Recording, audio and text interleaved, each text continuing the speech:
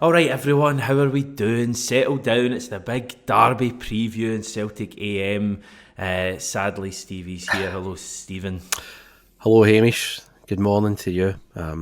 Thanks for keeping me up so late. This is usually my bedtime, but the things I do to be on with you on this great channel that I would never criticise.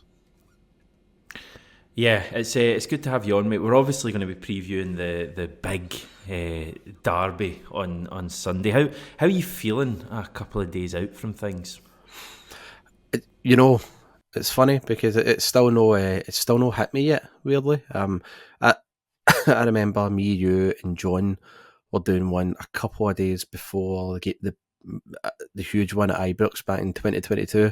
CCV scored the winner. The three of us were excited. We were nervous. It was all we were talking about all week, and I think it might be due to the fact that obviously I'm no long back for Germany, and it was I think travel's taking my says like I get it. Some of us can afford holidays. okay, mate. Since you Too should light. you've been on a year's jolly already, but Oh, this is not a jolly. It was not a jolly.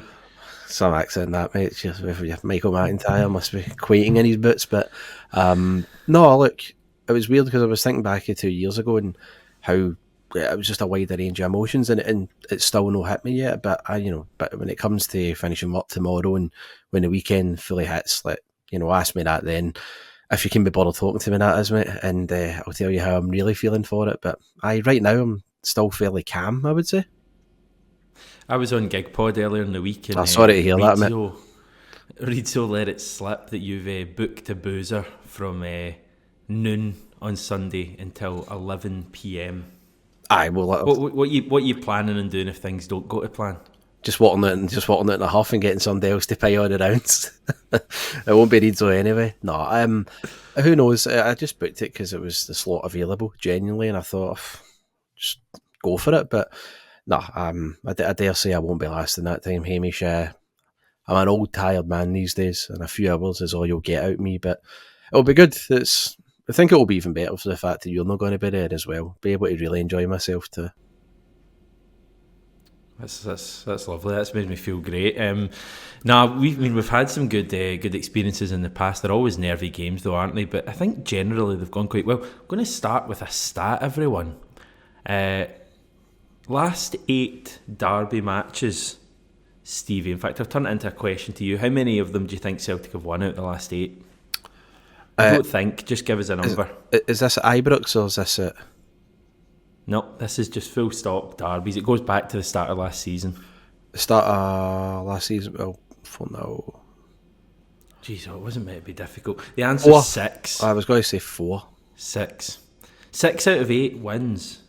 That's a pretty good record. I mean, people talk about, the Rodgers first spell at the club, 2016, 17, 18, those kind of years as being really dominant, but we're actually as dominant now in these fixtures as we were back then, even if we don't win, 5-1 very often. But we certainly have the sign over Rangers at the moment, so is that going to be a factor on Sunday? I think psychologically it's going to be a huge factor on Sunday. Definitely will, for the fact that when you look at the two teams and of them on the pitch, it's us that have most recently filled with the guys that have just won a treble. That's going to be a big part. But then you flip it and say the team that have won the first silverware of the season, that's Rangers as well. So there's going to be all sorts of psychological battles at play. But I think the fact that the big one is the fact that we've already won at Ibrox with no fans. I mean, that was huge. Now, granted, get into that game. I listened to Rizzo talking during the week, and I remember actually he was thinking we would get beat 4 and 5-1. I never thought that was going to be the case at the start of the season. Yeah, we get knocked out of the cup against Kilmarnock, we were misfiring, and then we drew against St Johnstone. But even getting into that game, I never thought we were going to win it. I thought it might be a boring 0-0, or it would be a tight 1-0 defeat. But I never once thought we were going to get hammered. But when we did win that game, I mean, that was massive. It really dented Rangers at the time, and you saw what happened after it. Aberdeen even went there and won. Then they emptied their manager. So, that was a massive part. And I think undoubtedly that will play in the minds of the players and their fans getting into that game on Sunday, because I think I'm right in saying that's the first time ever that a team went there, Celtic or Rangers have went to each other's grounds and you've won without the fans. It's massive. Even that we, in the corner when we got, what is it, 700 odd. I mean, okay, granted, it's still a tiny amount, but the players in the pitch will see that the fans are still with them. I mean, they were getting into that game, they must have felt completely alone, and it would have been a sense of hopelessness with the form we were in, and we turned it around. Now, granted, a lot of that was down to, let's just get real and be honest about it, a lot of that was down to Michael Beale and how he set up. We were both watching at the time, and I was just mystified as to how he set up, and Callum McGregor roamed through, the park unchallenged several times. I don't think that's going to be the case on Sunday. I think we're going to be really up against it. I think we're up against a more improved Rangers team. We're up against a Rangers team with a more competent manager. Let's be honest there and say it too. But I still think that's a massive one, because I know that if we were getting into a game against them, at Celtic Park, and they'd already beat us. In fact, when I look back on it, in the 96-97 season, they won 4 in a row against us in the league, and I still remember the fact that they beat us at Celtic Park already, in a massive game in November 96 before they went into a game in March 97. That was getting into my mind, so I've got no doubt that that'll be in the minds of a lot of the Rangers players and fans on the day. So psychology is going to be a big part of it, and that's just my opinion on that one, Hamish. But for as much as we're going to be looking for good, we're going to be looking for real quality on the pitch, it's going to be a battle too, and the players have to write up for this. Yeah, I think for me it's the two things I think I touched on yesterday on yesterday's video, starting well and being solid from the start. Something, I'll be honest, I don't think we were in the game in September. I felt we kind of got away with it in the first 20 minutes. Obviously they had that disallowed goal in the first minute. He's offside, so fair enough. I think we probably got away with one with that Dessers foul on Lagerbielke. We can probably say that now 6 months on, although some people probably think it was a foul as well. It was a marginal call anyway. My point being that I don't think we started that game particularly well and we grew into it.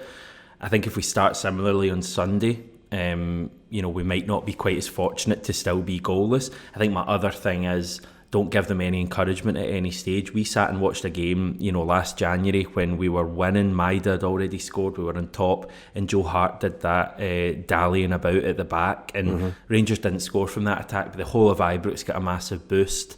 That kind of thing just has to be cut out on Sunday. If you've got a choice between dilly-dallying and having the ball taken off you and the whole of that stadium getting a boost, or just putting it long, putting it into a channel and maybe giving up possession, just make sure you do the latter. Just be sure in whatever you do. Don't fanny about with the ball is basically what I'm saying, because they're the kind of team that pounce on that.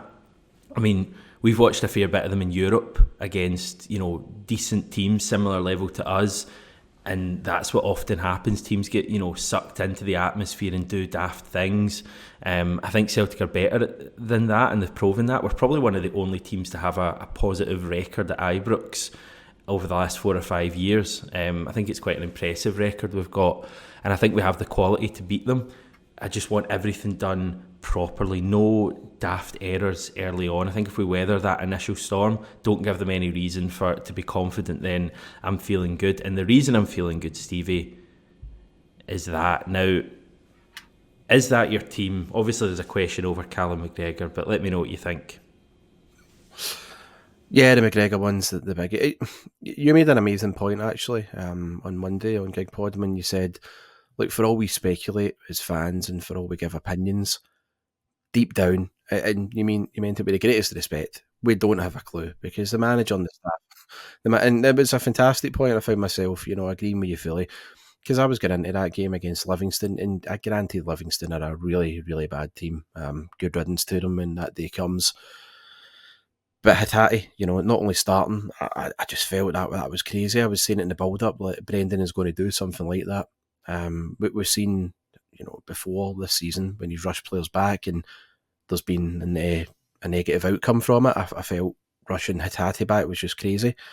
And then in the end, he's put in a really good performance, played a massive part in the opening goal, which led to the 3 points, and essentially just proves that myself, really deep down, know nothing about football and how this Celtic team are going to set up, but I'll still be a loudmouth having an opinion, of course. I think on paper, that is the midfield that we should go with. I mean, they are the three best midfielders there. The big question's the fitness for me. Will Callum McGregor be able to last 90 minutes there at that intensity? Now, I've already mentioned Ibrox already. He had the freedom of the park, and at times I was like watching in disbelief that he was just allowed to do what he wanted.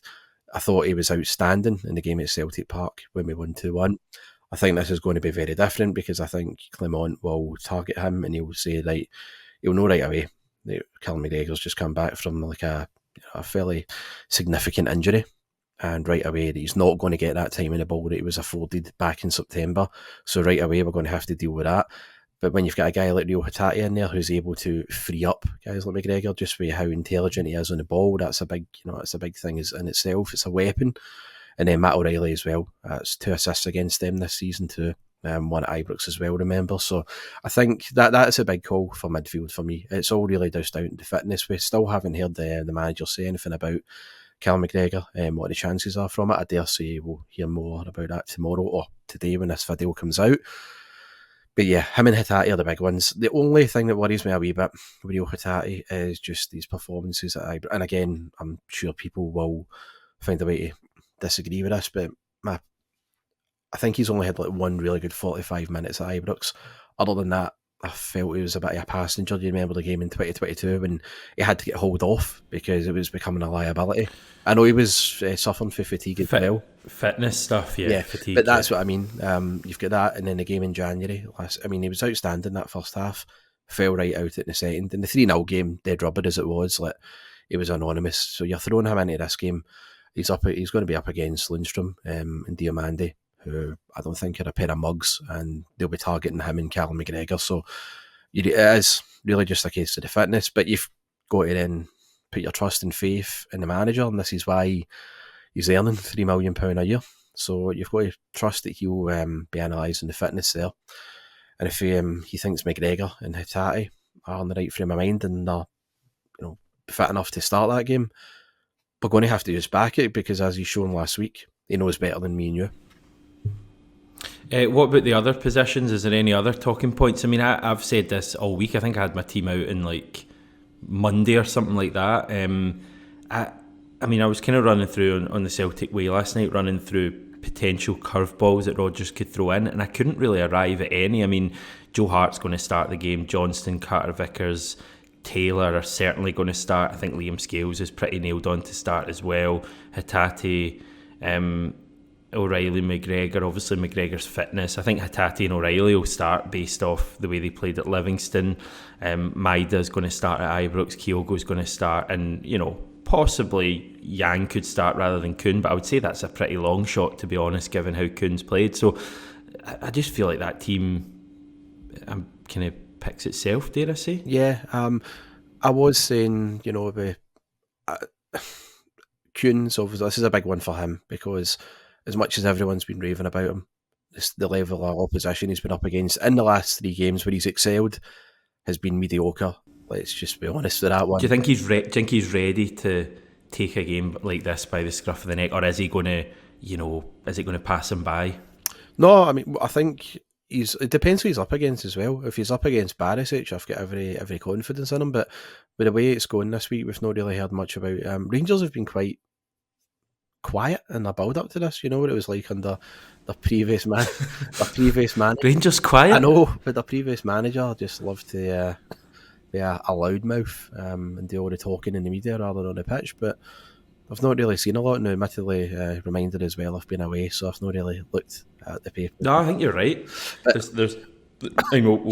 We'll hold fire till Friday's press conference till John Lundstrom's sent out and he says something mad. But I think you're right. They've probably realised that they've done all their talking away from the pitch in recent years. I just feel we can, if he's up against Radvan Yilmaz, that's going to be a fascinating battle because I think Yilmaz has been one of their best players since the turn of the year. Definitely, he's pretty quick. He's able to attack and he can defend. But it's going to be a fascinating battle there.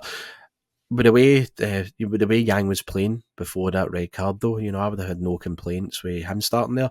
Because what I also like with Yang is how he helps out Alistair Johnston a lot in defence. He tracks back an awful lot. I don't see Kuhn doing that as much as what Yang does, but I think Kuhn definitely deserves his start going with how he's been playing in the last few games, and I look forward to seeing Daizen Maeda. He always, I've not really seen him have a bad game at Ibrox. He really relishes that. Yeah. And as you say, the two positions that do concern me is Greg Taylor and Liam Scales. That left-hand side, they're going to be targeted and they're going to be getting balls shelled in at them, and right away they're going to be identified as weak points in that defence, because at the same time, you do feel getting into that game though with CCV, what a good position that is to be in. But we've won the last 2 games without him, but just having him in that game is going to be so crucial for us, and he hopefully will be able to bring a bit of assuredness to Greg Taylor and Liam Scales, just for the fact that he's there and just how good he is, Hamish. Yeah, it's an interesting point you make about the Rangers team and who will play. I've got an admission to make. I've got a Rangers supporting friend, just one of them, and I got in touch with him just to ask what team they'll field on Sunday, and he came up with Butland. He's put Tav, which is Tavernier, I believe, Goldson, Suter, and then he's put either Yilmaz or Barisic at left back. I think there's fitness concerns over Yilmaz, and there's quality concerns over Barisic, let's just say. Midfield, Diamandi, Lundstrom, as you said. I think that's kind of nailed on. And then Sterling, Dujon Sterling, that is on the right, Cantwell, and he's put either Sima or Silva, and then Dessers up front. So that's probably what we're looking at, something like that from Rangers.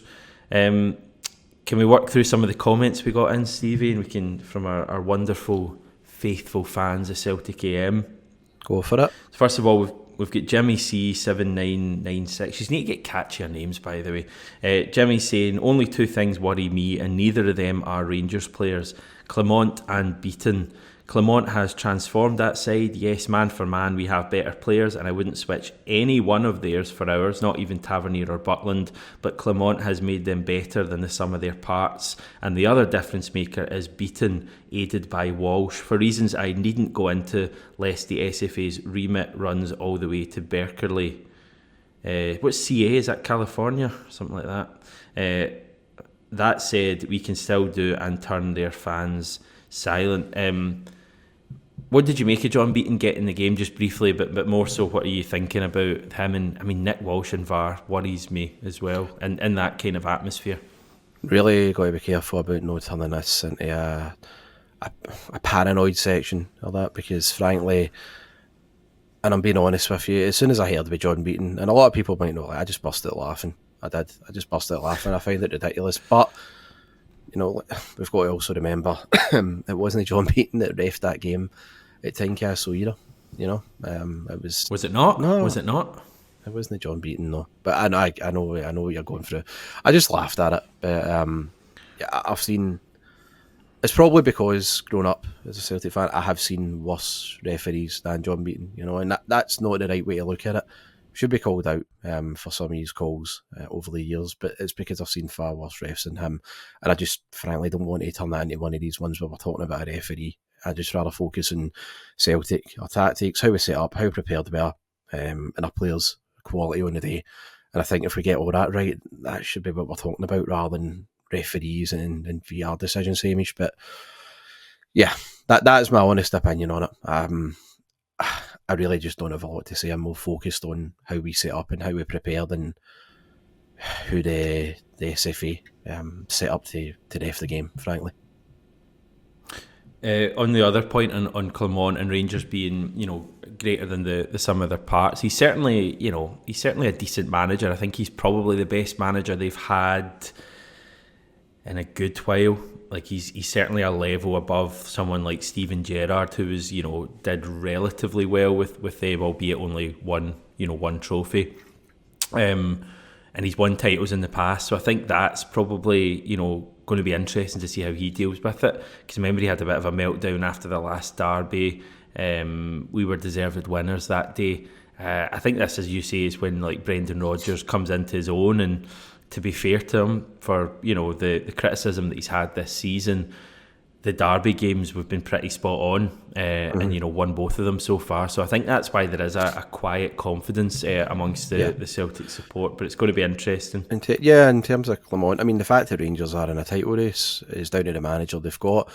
Don't want to be drawn into a player v player sort of position by position sense of thing, because I do believe we've got better players, but you can't argue with them where they are now as a team, and I think it's because Clement has galvanised them from the chancer they had before. But don't want to spend too long talking about them. It's all just about how we focus, as I say, and how we prepare. And Brendan Rodgers had his number the last game. Hopefully sets up to do the same here. But I think even Brendan Rodgers would acknowledge this is going to be a far tougher test than what we had at Celtic Park back in December as well.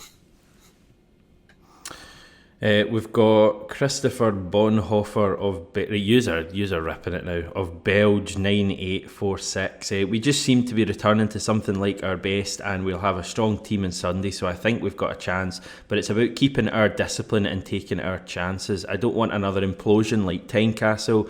We can make all the excuses in the world, but we had a mission that day and failed, so it's imperative we turn up and deliver this time. All the pressure is on Rangers to win at Ibrox. They'll be expected to deliver this time. Let's see high tempo, no sloppiness and clinical finishing. It's time we saw a top level performance from Celtic. We have seen in these previous derbies, and yes, it's difficult going into them with no fans, at the home of your rivals, but if you do get an early goal, or even just an early chance and put the fear into them a little bit, their fans especially seem to turn on the team quite quickly. I would say even quicker than we would in a derby at Celtic Park. I don't know if it's just that kind of mental baggage of being second best to us and losing so many of these games in recent times, but if we start that game well and really go for them and quiet down that atmosphere, I think that's a huge part of the game, because we've seen so many games with them in Europe where Ibrox is loud and their team really get like a boost from that, and they become quite a tough team to play against when Ibrox is loud. But I think if we play our stuff and show the quality we have, it just silences that place. I think that could be important. Yeah, really agree with the fact that we've got. I think the big thing for myself getting into it is that pretty much week after week, Brendan Rodgers has found ways to make excuses for poor performances. I've said before, he's been on slating the team, saying that there's not enough quality, and saying that they just weren't good enough in certain areas. He's been banging on about wait till we have certain players back, and I think he's alluded to Hatate being one of them. On Sunday, he's going to have close to his best team available. I would say arguably the best team he's been able to put out. Okay, question marks over the fitness, but again, on paper, it's the best team he'll be able to put out. So there should be no excuses for him after this one, Hamish. And I think I agree with that in terms of us getting back to our best. The last two performances, from what I've seen, obviously I was at the St Johnstone game and caught the first half of the Livingston one, missed all the goals in the second, but there was never any doubt that we were going to win against Livingston. No, it was I still thought the tempo of play was impressive. We were pressing, there was an intensity there, just a wee bit of the quality missing and Burnley clinical up front, whereas a couple of months ago we just created absolutely nothing and there would have been alarm bells after 5 minutes. There was nothing like that. So I think the key is a good start. I think I agree with you what you said about the mental baggage too. I think too often when you go into these games and there's no opposition fans there, it's almost like in the back of your head, psychologically, you think, oh, well, we are the favourites, this is a gimme for us.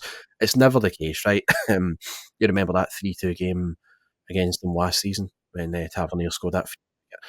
I remember, at that game, the fact that they had no fans there, but they pushed us all the way. It was 3-2. And I think even in the back of my mind, I was thinking, as soon as it went 1-0, this is it, game's over. And then it's just, all it takes is a chance, all it takes is them to get an equaliser, and you just... Still 11 v 11 in the pitch, that is, yeah. And sometimes as well with the opposition team there, the fact that there's no pressure on them, they're getting into a game expecting, to take a doing, that sometimes play is more favourable in their hands, because it's like, if the pressure's off, they play without fear in that respect, whereas it's mountains on the team that are at home. So, yeah, it's going to be a big part of it. I think Rangers are under pressure to perform and have a really quick start. And if we can contain them, cut out any daft mistakes, and Liam Scales can get his act together at the back, I'm hopeful that if you see out that first 20-25 minutes and it's still 0-0, get a really good chance of a positive result on Sunday, I hope. But we've seen us score early goals as well at Ibrox. Like Maida scored after a few minutes, so I mean we can be ahead at that stage as well. I think you're right when you look at these derby matches. You do always have it in your head when you're going to the other ground with no fans that it's going to be a real tough ask. But this Celtic team have already done it this season, and they've done it without Carter Vickers and Hatate. I think that's got to be a huge psychological boost. The fact they know, all of them, bar what Ida and Kuhn know, that they've been to Ibrox with no fans and already won this season. They only have to go back 6 months to find it. So I think that's a huge factor as well. Ross Murphy 5. I don't like the way it's all shaping up. Rayo, CCV, maybe Palma and Cal all returning. Brodge back in the dugout. It all seems too perfect. Something has to go wrong. Ross, I love your way of thinking. That very much aligns with how I'm thinking. All week I've been telling myself, we've won the last 2 derbies. I've been out for both of them in a certain great pub in Melbourne, and they've been great nights. We're not going to get a third one in a row, are we? But that's just the negativity. It doesn't matter, it's irrelevant. Aidan, I'm not even saying that. Thoughts on the third league derby of the season always being in April now? For me, it leaves the last 2 derbies too close together and doesn't give enough time to get up for the next one. It seems to just be the way things are, and when you've got a Scottish Cup semi or final tucked in there as well, it does become quite a lot. It's a weird kind of thing. You've got like 3 derbies usually in the month of April and May, but maybe only 2 between August and April. It's weird. The third derby when I was growing up was always in March. March was always or February.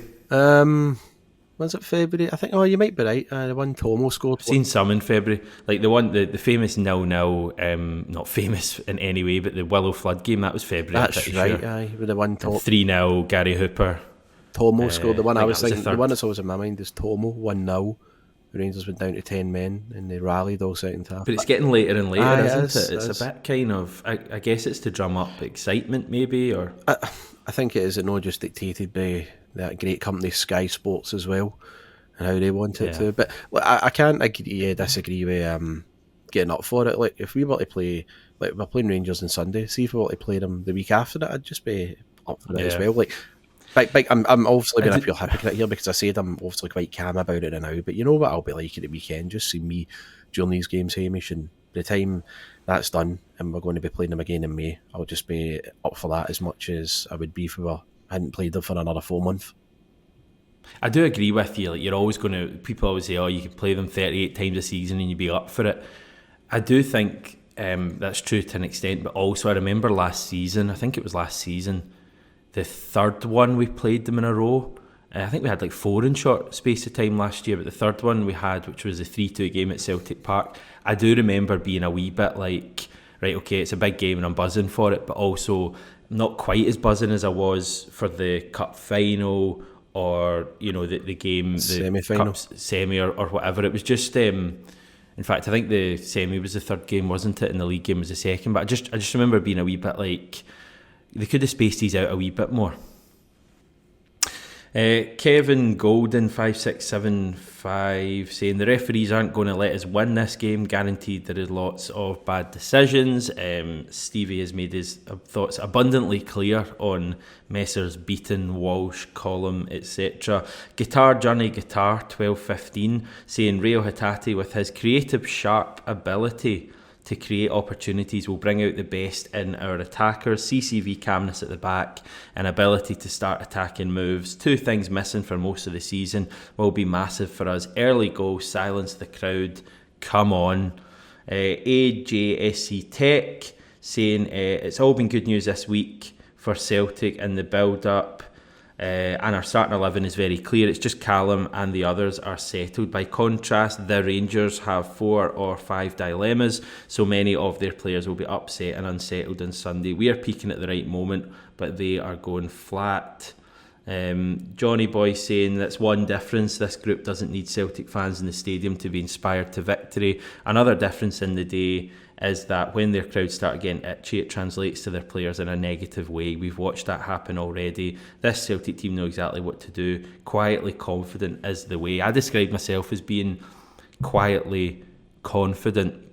You can never be totally sure of how things are going to go in these games, especially at Ibrox. And let's face it, like there's not a huge amount between the teams at the moment. But I feel like Celtic have the edge in these matches. I mean, how many of those recent matches have been like won by a goal? 3 or 4 of them. And it's us that come out on top in those matches. Like, the team just seem to have a way of dealing with the pressure and finding enough to win them. And I think we might see similar on Sunday. The other thing just to throw in there is that it's a game that we all want to win. And I think that, winning would be massive, and I've kind of not thought about anything else other than winning. If it is a draw, it's not an absolute disaster. Like, we keep, going forward. They've still got to come to Celtic Park. I'm not saying in any way that, settle for a draw or anything like that. I'm just pointing out that it's not a, win or bust thing. We win, it's amazing. We draw, I think, we move on, it's fine. Obviously, if we lose, it's a kind of bad result.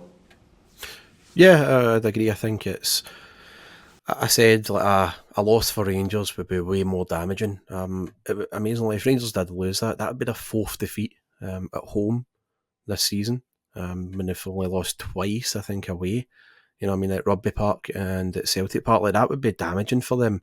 Whereas, a loss for us would be a sore one, and of course you would then expect Rangers to go into a 5-point lead because they would undoubtedly be on a high going into Dens Park. But they still get 6 games after that, and then you still got to get them to come back to Celtic Park. Could they cope with? I would strongly fancy us after it, but I think for us it's a must not lose game more than anything. Like, we can go to that game and I'd be very content with a draw. I mean, a defeat. I wouldn't say I'm chucking in the towel completely, but it would be really tough to come back from realistically. But we've seen it before in 04-05. We went 5 points clear when we won at Ibrox. You look what happened in the run-in. It's football and anything can happen. I would just say that, getting into that one, it's a must-not-lose game for us, and I'd be very content with a draw.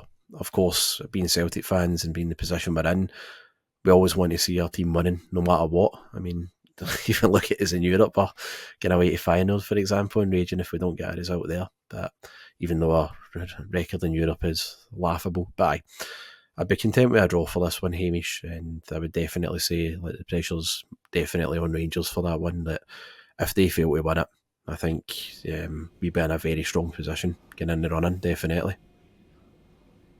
Yeah, I'm certainly looking for the team to win win the game, and as I say, I've not really thought of a draw. But yeah, we'll see how things play out.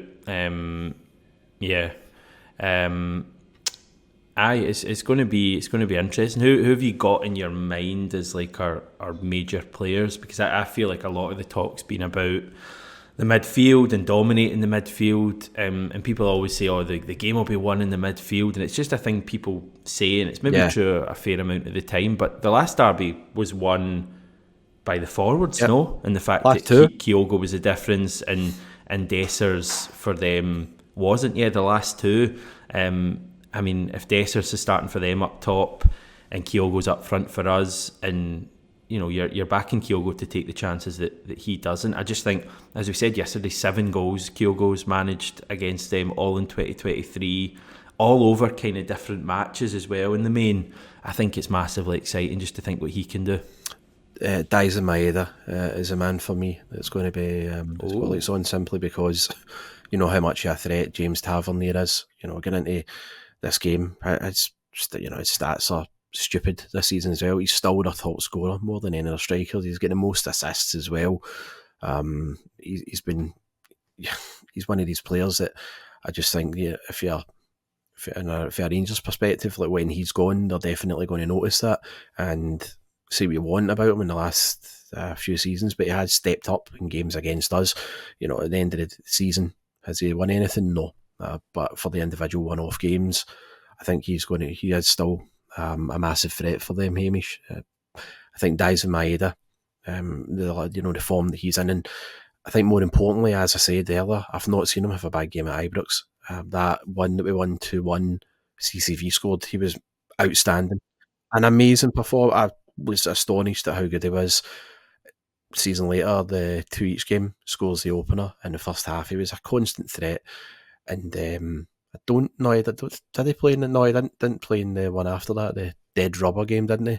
But he played in the 1-0 match, and again, he was a total pest in that match in September. He's just a... It's almost like his chaos style is well suited to these matches. He just relishes a match at Ibrox. He really does, and I just feel as long as he's on the pitch and he'll be playing for the 90, he can hopefully keep Tavernier at bay and keep him really busy defending. Because if you do give Tavernier any space to gallop forward, he's going to hurt you. And it's one thing that Daisen Maeda does very, very well is basically stop him doing that. And if you look at where Tavernier's hurt us in the past few games, it's been through set pieces, the penalty in the 2 each game, and then the 2 free kicks at Celtic Park. So yeah, I feel it's going to be, I think Daisen Maeda is going to be huge for us on Sunday, and he's a nailed on starter for me.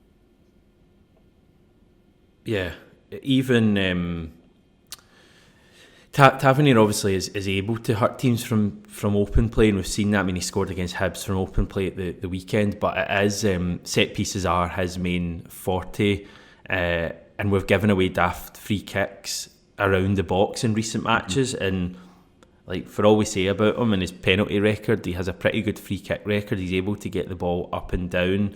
I think back even to last season, and like the goal we conceded in the cup final was from a set piece, wasn't it? That he whipped in.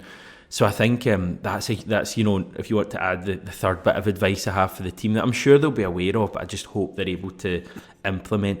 Don't give away daft free kicks. See, as daft as it sounds, if it's a choice between diving in the edge of the box and giving away a free kick, or just kind of letting them get the shot off, you'd almost rather sometimes that the shot goes in from another player from open play rather than it being a free kick and Tavernier sizing it up, because he's very good at those, and he scored a number of free kicks. I even remember one a few years ago in a Dead Rubber match at Ibrox that he scored past Scott Bain.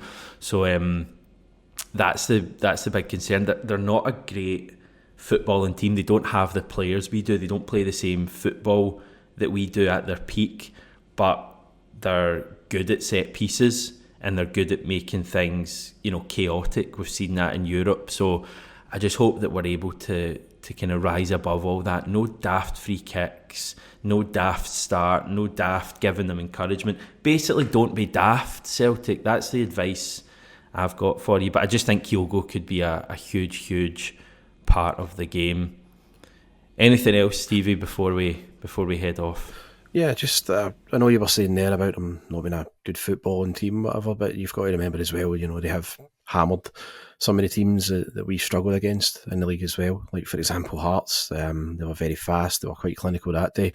And I think sometimes we get guilty of the whole comfort blanket of saying that, and it's got to take them ultra seriously. Now, I'm sure Brendan Rodgers... Can we you on to Rangers AM? Nah. with Great that channel. chat? No, it's just something that I just hope that we don't get caught up in. Because the main thing for me is quality, while it's important, could be the secondary one here, because it is just all about the battle for this one. You look at that game in September, the quality was few and far between both players that day. It was just a case of who wanted it more, and we took our chance on it and defended resolutely in the second half. And it's going to be a case of that again. I think it's going to be really important that we just dig in and we do battle. And I know that sounds like a real cliche, because it was the absolute minimum for the players, and I'm sure that they'll set up well for it. But yeah, just can't understate how important that is going to be, that we don't shuck any tackles, and we definitely show that we're up for it, because any sense of weakness whatsoever in that, their fans will sense it, their players will sense it, their managers will sense it, and they'll capitalise on it, and they'll get a massive lift. So it's just about really being strong in that opening period, and that's the one that I think if we can get through that, I'll be fairly calm and confident for the rest of the game, and maybe that opening 20 minutes or so. Yes, just a wee reminder of your match officials for the match. Stevie, do you want to talk us through this? Again, my thoughts have been made clear on it.